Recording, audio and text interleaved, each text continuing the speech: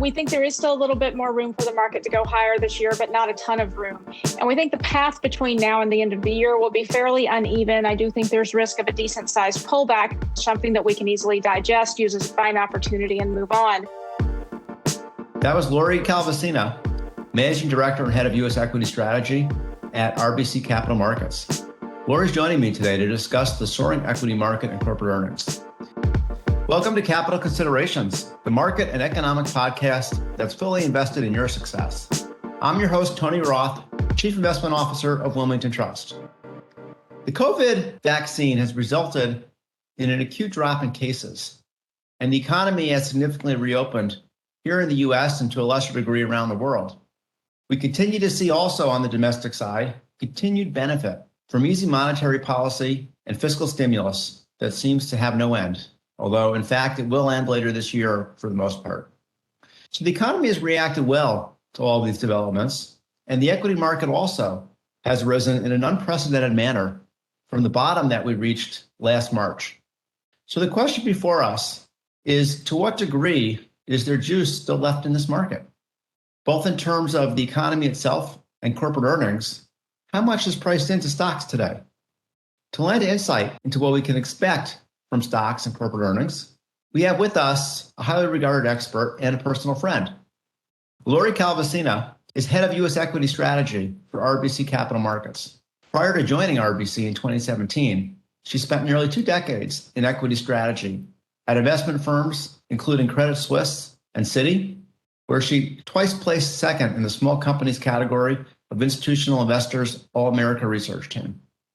She's also been named to Crain's New York list of notable women in banking and finance.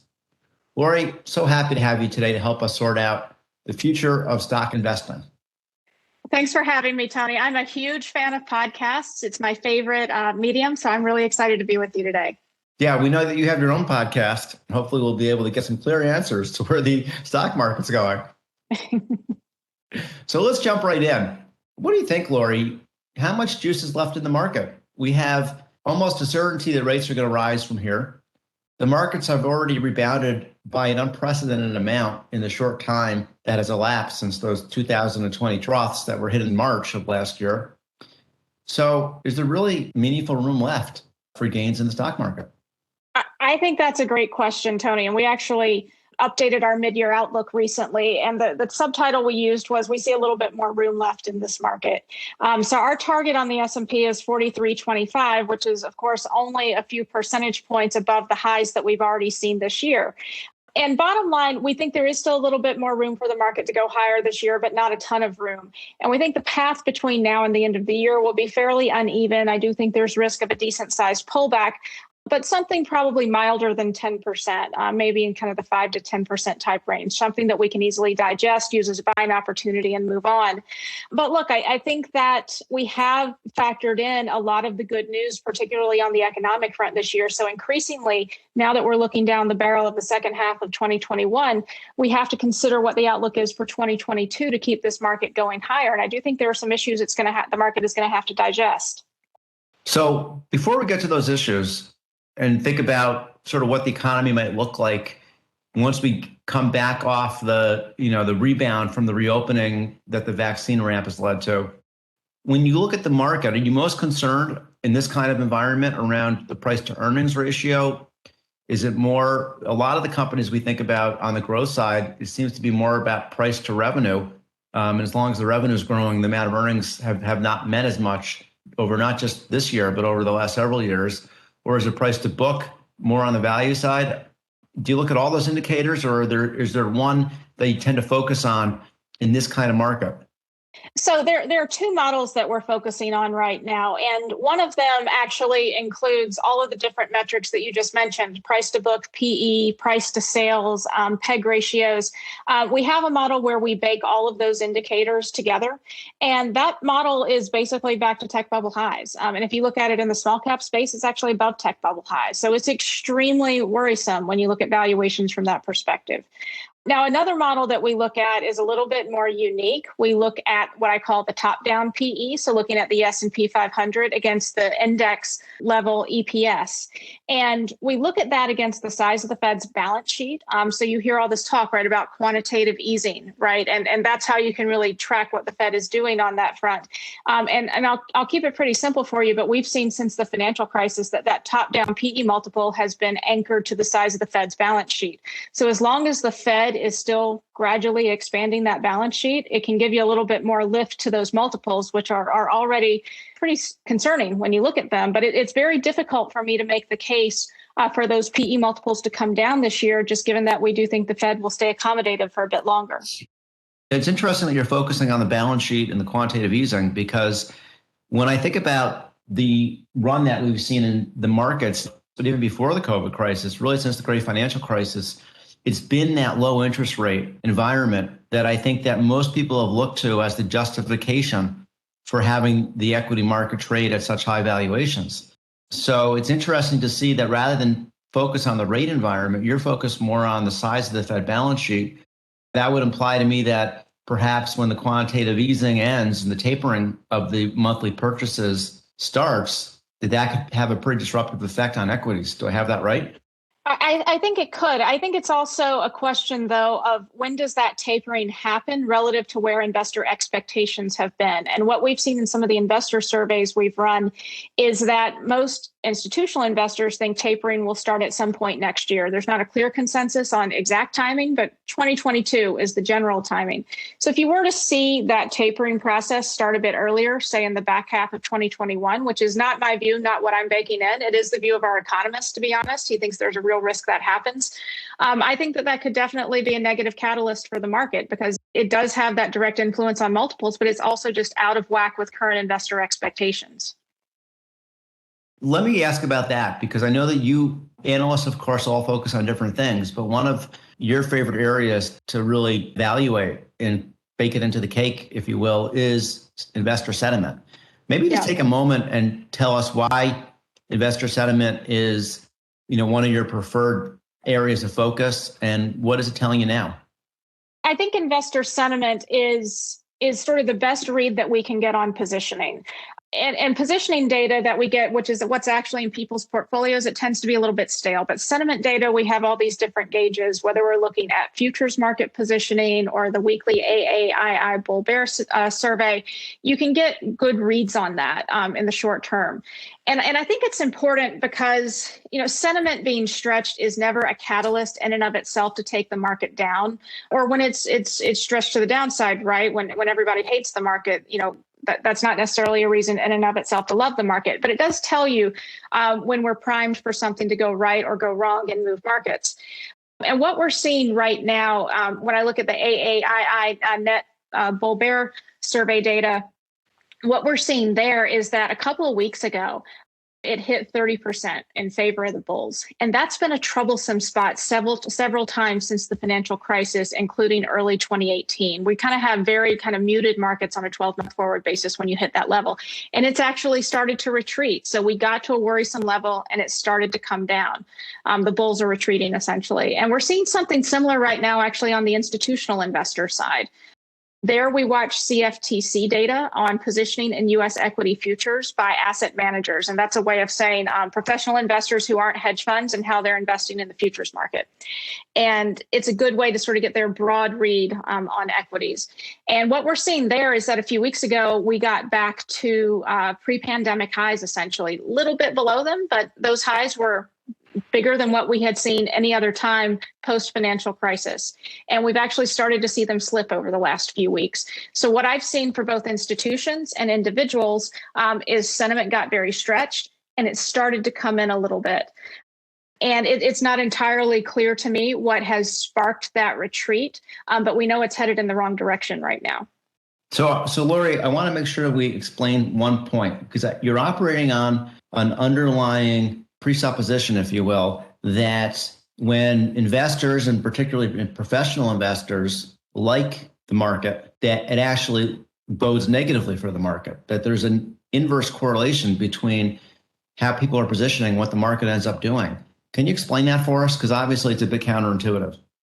Yeah, I think that you have to look at it in terms of levels versus trends. And I think trends at the end of the day end up being an important driver of equity markets. And if you've gotten to a point where everybody loves the market and your sentiment indicators are back to highs that typically mark the top, what it tells you is that there's probably about to be a negative rate of change and things are about to head in the wrong direction.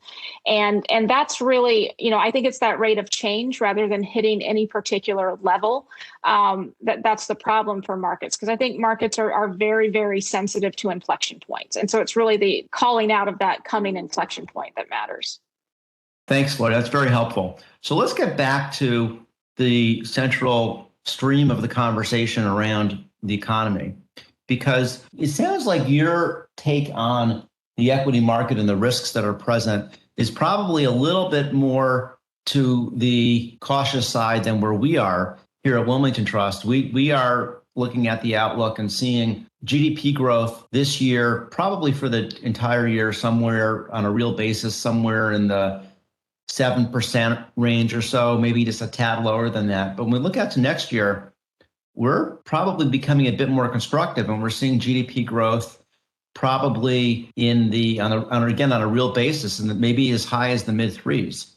And I know that from our conversations in the past, Lori, that you've pointed out pretty nice relationship between GDP growth and how the equity markets do, as well as when you get that GDP growth above a certain level, the value more cyclically oriented economic areas of the stock market do better than the more growthy areas. But maybe just give us some perspective on where you see the economy landing next year, once we do start in earnest that tightening process, to probably see a little bit higher tax rates for individuals and in some form, some shape or another for corporations. How do you see the economy settling in next year? Well, I think it's a great question. I think we're actually pretty similar in terms of our economic outlooks. And I'll tell you, we have, I think maybe it's at this point, 15 different scenarios that we use to inform our target on the S&P 500. And a couple of those are GDP derived. One of them is looking at 2021 levels that are anticipated, of course, and the other one is looking at levels for next year. And the test that looks at next year is actually quite striking, because the test, we call it our GDP range test, but we've just gone back and looked at what happens to the S&P 500 in years in which GDP itself was in specific ranges, and also what did the market do the year before those specific ranges. So if markets are a discounting mechanism, what did they do before they anticipated a certain range of GDP? And the long and short of it is that if you're in an environment where GDP is expected to be 4% or greater in real terms, on average, the S&P 500 is up about 16% in the prior year. So that puts you a little bit north of my 43.25 target, because we're actually at a 15% number on our target. But you get the idea, right? It kind of points you to a mid-teens type return. So, we think that longer term, the economic backdrop is actually what gives us a little bit more room to go higher in the market this year, despite the fact that we have some valuation problems and some sentiment problems. And we would very much view any kind of pullback that we get in the market as something that would be very short term in nature and a buying opportunity for the longer term. But I'll just give you one stat, Tony, that I think, kind of sums it all up for me when I kind of think about this trade-off versus rate of change and level when it comes to either the earnings backdrop or the economic backdrop. If you look at what happens early on in a recovery, when you come out of a recession in the market, we always have this big pop in earnings growth and these crazy percentage numbers. And I think last I checked, it was 57% is where 2Q of this year was tracking. So we call that an early cycle peak in the earnings growth rate. And the last few cycles, if you look at what's happened to the stock market, it's been down very modestly 6 months later, but it's been up 12 months later. So it tells you that when we get over that hump and we digest this big, powerful growth rate, markets get a little bit of indigestion from that slowing rate of change, but they get back on track pretty quickly. And I think that's really how I think about this backdrop right now. Yeah, I think that there's probably not as much white space between your view and our view. I think that you're just emphasizing some of the limitations to the upside. And we would probably agree with that. So let's just talk about, I do want to get to the value growth conversation, but before we do, we can't finish sort of the economic portion of the conversation without touching on inflation and the whole idea of whether or not inflation is going to be transitory. We do think that inflation is going to peak, and then the PCE, core PCE, is going to come down probably to around 2%, which is just where the Fed wants it. Higher than it's been over the last decade, but a nice place to be. And if we're able to generate the kind of economic growth that you've just described and that we've been predicting, we could be in a Goldilocks kind of scenario for a little while, which does, for us, denote a little bit more upside to equities, perhaps, as we get into next year. But where do you see inflation? Most analysts think that is the biggest risk. Where do you see it? Well, let me ask you first, is it the biggest risk? And where do you see inflation going when you look at 12 months? So I don't think it's the biggest risk. I think the biggest risk to the market, frankly, is something that's not on anybody's radar, something that, hasn't been digested. And I will tell you, investors have been talking about two things to me all year: corporate taxes going higher and inflation risks. So I think it's been pretty well understood in the market. And I think a lot of this fierce rotation out of growth and into value has been investors repositioning for higher inflation. Now, if we just sort of put the positioning issue aside, I'm not overly worried about inflation in the here and now either, for a couple reasons. And I would say, number one, these inflation pressures, and I agree with you, they may be peaking. We're starting to see break-evens come down a little bit. But if you think about the inflation pressures that are hitting right at this moment in time, that's a big headwind to margins and profit margins that's hitting right now. But there are also some incredible tailwinds to margins that are happening right now. The rate of change in GDP growth is very good historically for corporate profitability. We're in the middle of big, powerful rates of change in terms of GDP right now. Companies also have a lot of operating leverage. They found a lot of ways to save costs during the pandemic, and those are going to be sticky going forwards. We're hearing a lot about that in earnings calls. And companies are also sending the message loud and clear that they are able to pass these increased costs on through pricing. And we also know that consumers, this is something I've talked to my economist about a lot, consumers have an enormous amount of savings on the sidelines and are able to absorb these costs. So I think that these pressures are hitting, kind of the best possible time that they could, because both corporations and consumers have the power to deal with this. And look, I would agree with you, Tony. I think a lot of these pressures are going to end up being transitory. I think as the COVID situation improves, we will see supply chains improve. I think that once the fall is here and the kids are back in school, a lot of parents will be able to go back to work, and that may alleviate some of the labor shortages that we have. I think, a lot of people talk about the unemployment insurance coming off, but I also think that there are family considerations that are feeding a lot of those labor market difficulties these days.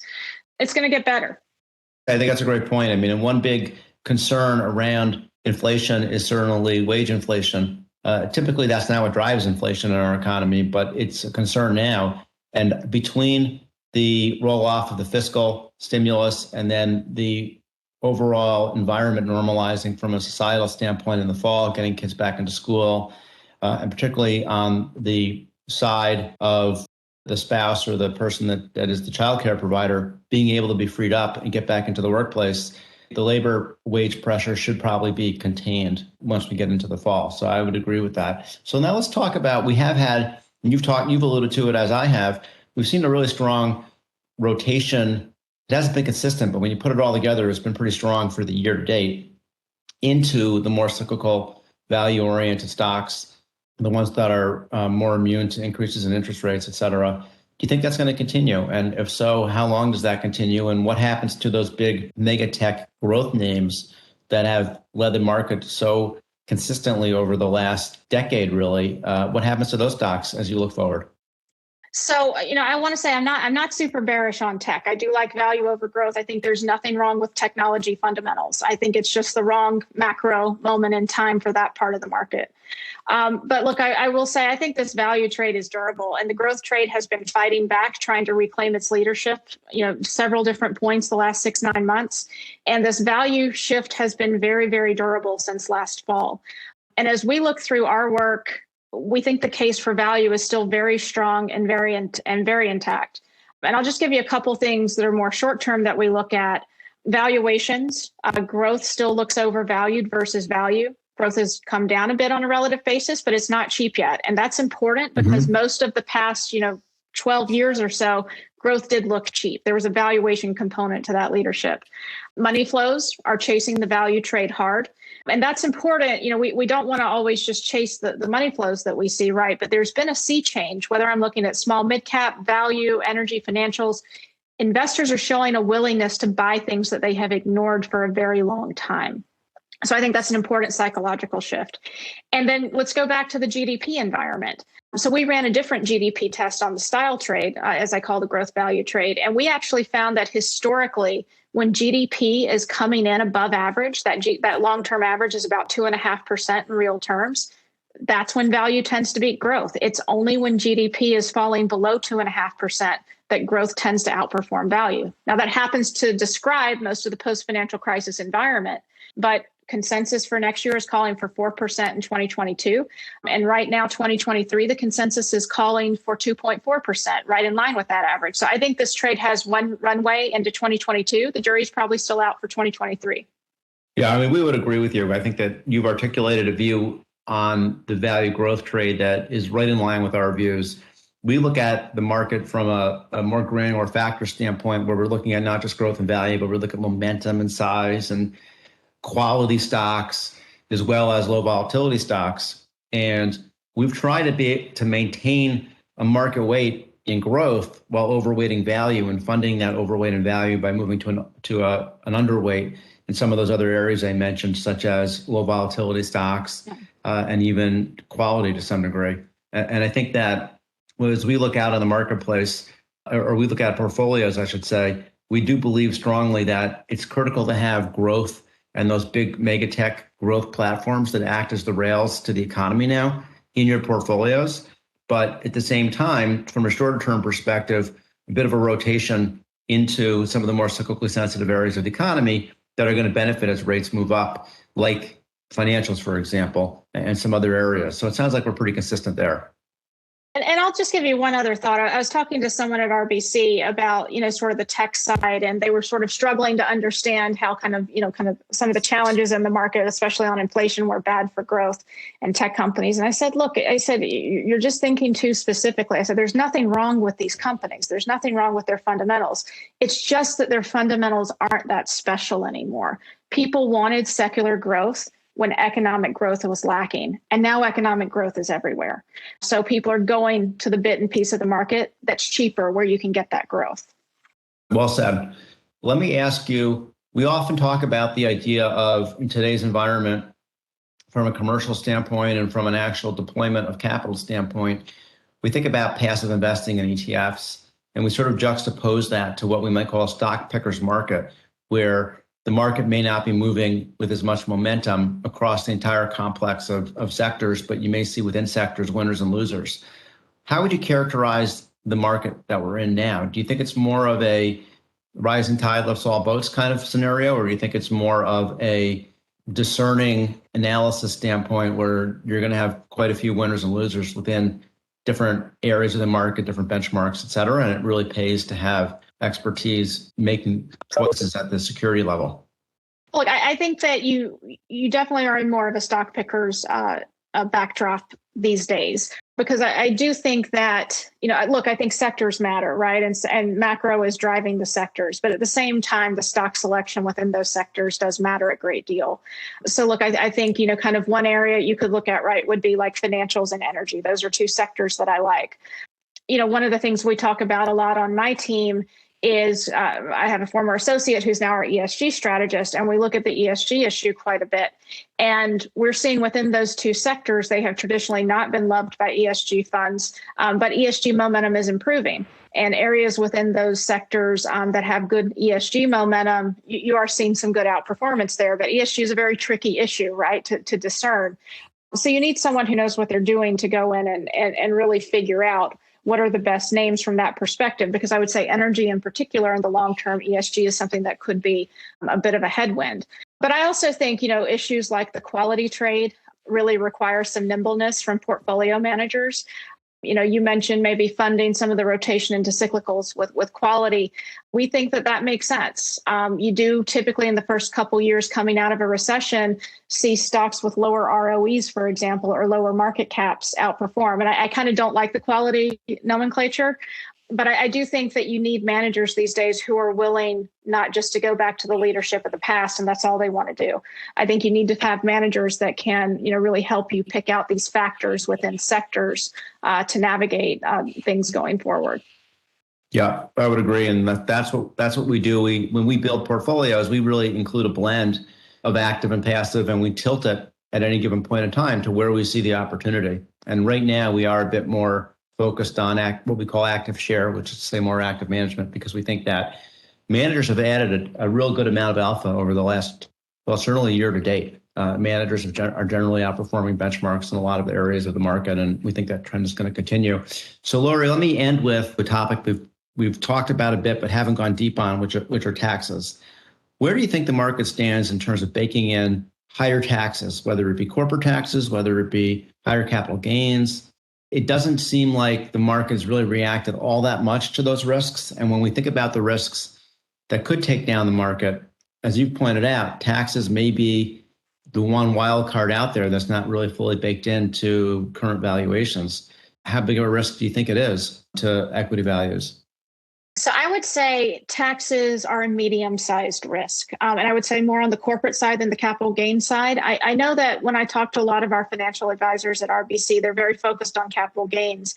But I have seen press reports suggesting that any kind of capital gains increase would be retroactive. So frankly, there wouldn't be time to get out before the tax rate takes effect.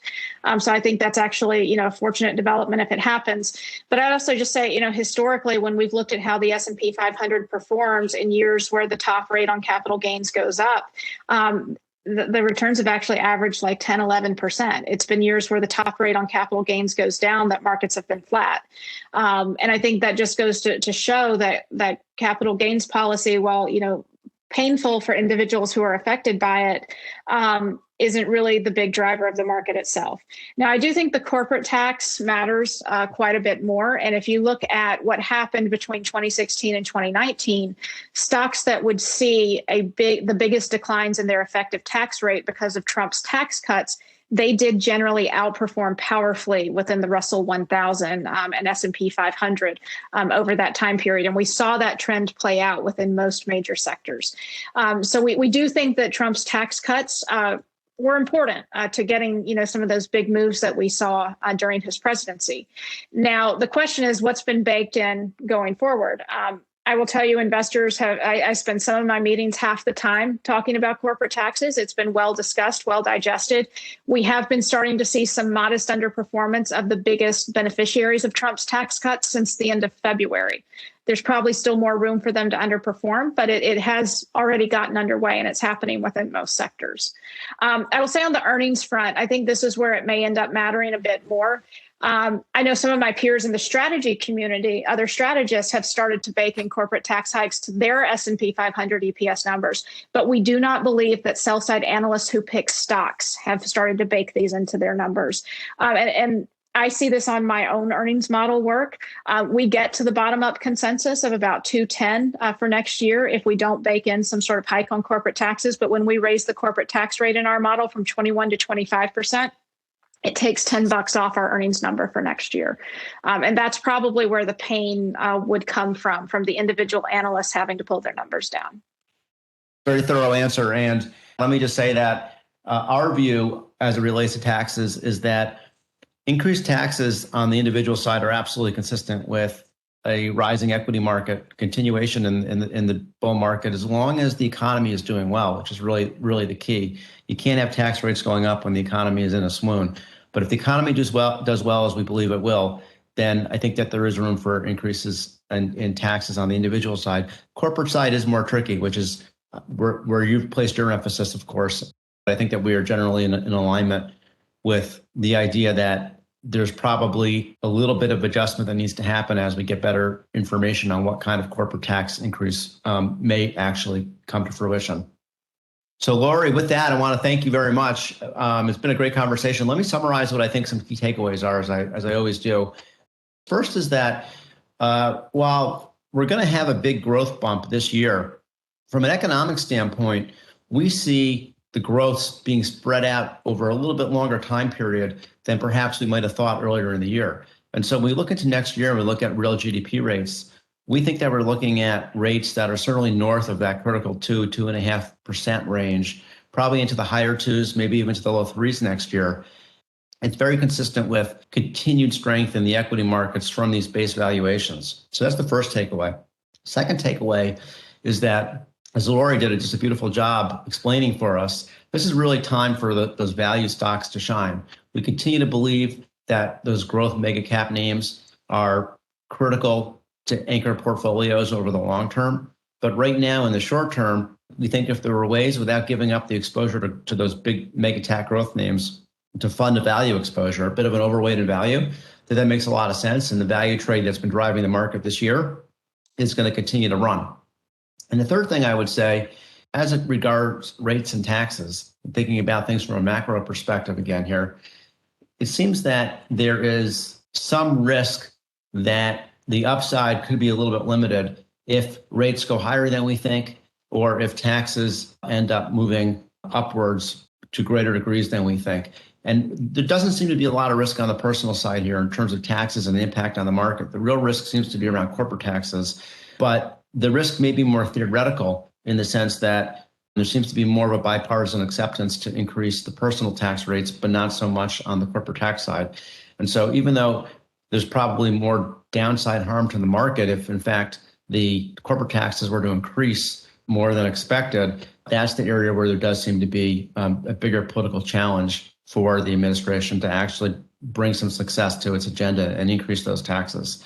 So, Lori, I'm going to give you the last word in putting it all together for us. So I would say my one bit of advice is just be willing to do something different. I think there's still a lot of opportunity in this equity market. Some of the new leadership areas, they've still got room to run. And I talk to a lot of people whose impulse is to go back to the big trades, the big growth trades that worked for the past decade. I think you need to think outside the box here. The last thought I'll leave you with is just these big style rotations from growth to value and vice versa. They tend to happen around recessions. So I think this time is going to be no different. I think this is the real shift into value that a lot of people have been looking for a long time. All right. Well, thank you, Lori, so much for your insights. It was really great to have you today and look forward to having you again, hopefully. And I want to thank our listeners for joining us today. I encourage everybody to visit wilmingtontrust.com for a roundup of our investment and planning ideas. And you can also subscribe to Capital Considerations on Apple Podcasts, Spotify, Stitcher, or your favorite podcast channel to ensure you get updates on future episodes. Thank you again for listening today. This podcast is for information purposes only and is not intended as an offer or solicitation for the sale of any financial product or service or recommendation or determination that any investment strategy is suitable for a specific investor. Investors should seek financial advice regarding the suitability of any investment strategy based on the investor's objectives, financial situation, and particular needs. The information on Wilmington Trust's Capital Considerations with Tony Roth has been obtained from sources believed to be reliable, but its accuracy and completeness are not guaranteed. The opinions, estimates, and projections constitute the judgment of Wilmington Trust as of the date of this podcast and are subject to change without notice. Wilmington Trust is not authorized to and does not provide legal or tax advice. Our advice and recommendations provided to you is illustrative only and subject to the opinions and advice of your own attorney, tax advisor, or other professional advisor. Diversification does not ensure a profit or guarantee against a loss. There is no assurance that any investment strategy will be successful. Past performance cannot guarantee future results. Investing involves a risk, and you may incur a profit or a loss. Any reference to company names mentioned in the podcast should not be construed as investment advice or investment recommendations of those companies. Facts and views presented in this report have not been reviewed by and may not reflect information known to professionals in other business areas of Wilmington Trust or M&T Bank, and may seek to provide financial services to entities referred to in this report. M&T Bank and Wilmington Trust have established information barriers between their various business groups. As a result, M&T Bank and Wilmington Trust do not disclose certain client relationships or compensation received from such entities in their reports.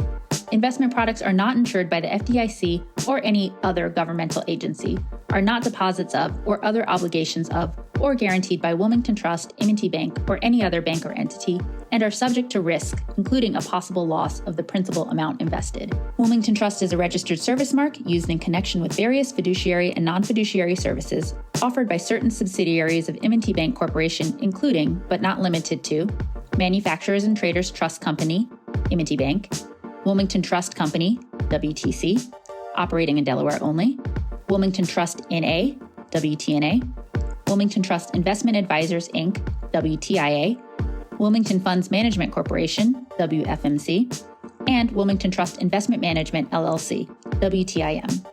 Such services include trustee, custodial agency, investment management, and other services. International corporate and institutional services are offered through M&T Bank Corporation's international subsidiaries. Loans, credit cards, retail and business deposits, and other business and personal banking services and products are offered by M&T Bank, member FDIC. 2021 M&T Bank Corporation and its subsidiaries, all rights reserved. Private market investments are only available to investors that meet the U.S. Securities and Exchange Commission's definitions of qualified purchaser and accredited investor.